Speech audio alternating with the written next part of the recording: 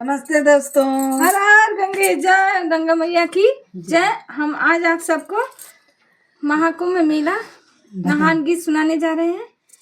लाइक कीजिएगा, सब्सक्राइब कीजिएगा, ज़्यादा से ज़्यादा शेयर कीजिएगा, अपना प्यार दुलार बनाइएगा। हमें भी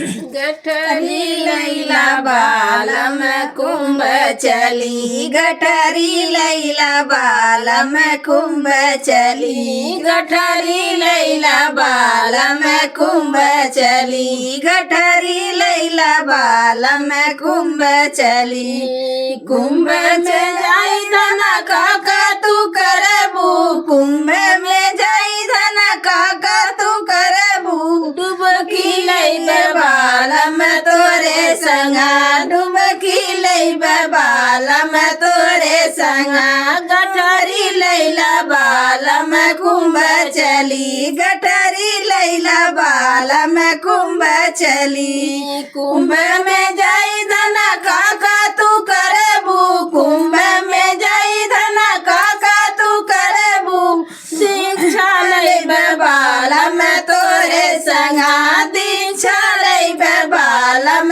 तोरे संगा, गठरी लैला बालम कुंभ चली, गठरी लैला बालम कुंभ चली।